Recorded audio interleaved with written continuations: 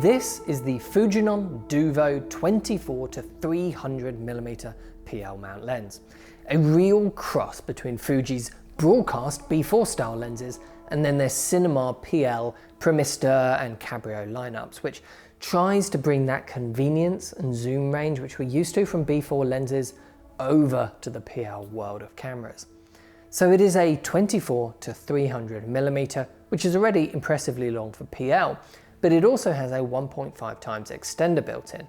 And this is the real advantage of this kind of lens. It effectively means the lens can cover between 24 and 450mm with no need to change lenses. And that is hugely useful, especially for TV broadcast work and events and sport. The optics cover super 35mm sensors, but engage the 1.5 times extender, and it now covers full frame.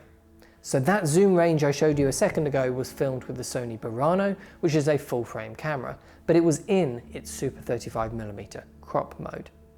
This is what that same zoom test looks like, but in a full frame sensor mode. And it does cover right at the very end of the zoom range, but really you are going to want to have that 1.5 times extender enabled for full frame cameras. And with that, it would effectively be a 36-450mm lens.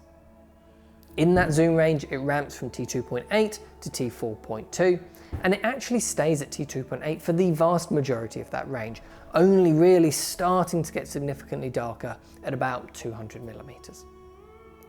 The whole lens is surprisingly light and portable considering the category of lens that this is. It is 270.5mm long and 2.95 kilograms. So it's well suited to handheld work up on your shoulder, as well as on the sticks with zoom and focus demands. It does need to be powered, of course, though, as it's a full servo zoom lens. So it has a 12-pin cable, which can either be plugged directly into the camera, which has the right port, like this Venice 2, or it can be plugged into the lens itself for cameras which use the PL mount to pass power, like the Burano. And for cameras which can do neither, they have a D-tap adapter cable, so you can actually run the whole lens off of a V-Log battery if you need to. Image quality is excellent, as you'd expect. We took it down to the beach very quickly in between some customer demos and managed to get these few quick shots. Now, we only had about 20 minutes to do this in, so this really is a testament as to just how quickly a lens like this lets you work, even battling against really strong winds like we were here.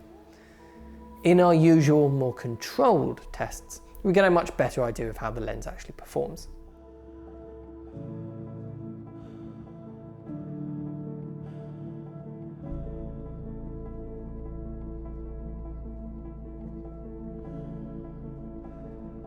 The bokeh is beautiful. It falls off really well and it is lovely and round. It only starts to go oval shaped right at the very end of the zoom range, and even then it does so really nicely.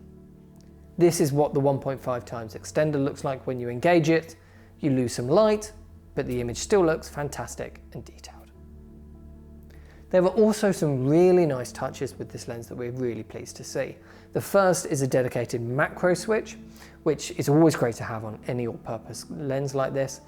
Now, the lens still can't focus hugely close. It's not a true macro lens with this enabled, but it definitely helps. And because of the long focal lengths, you can actually get some real close-ups with it enabled, especially with that 1.5 times extender. Once you get to the wide end at 24mm, you can be pretty close to your subject, but then of course, it's quite wide for a macro shot. The second feature is a technology to combat focus breathing, which they're calling BCT, or breathing compensation technology. This is essentially using the servo zoom to do the same thing that some cameras can do by cropping digitally in software, effectively zooming a little bit to combat the frame shift you get from focus breathing. This is fascinating to see on a high-end lens like this, and a great innovation from Fuji. It's not perfect though, as you might expect. Firstly, it only works in the middle of the zoom range, not at either extreme end, as obviously by that point the zoom range has run out, so it doesn't have anything to play with. And it can get left behind and then have to play catch up a bit if you rack your focus really quickly. Now, you can turn it off through these little dip switches under the cap at the front of the lens. Number 2 controls this BCT feature, so just flick that off if you don't want it. but on a slow focus pull, it really does work quite nicely.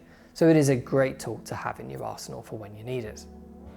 So that is the Fujinon Duvo 24-300mm. It is a very practical workhorse lens which really bridges that gap nicely between a broadcast zoom and a cinema lens. If you want to try one out for yourself and see if it meets the needs of you and your work, let us know and we can arrange that for you, no problem. And if you want to buy one, the Pro V sales team would be happy to help.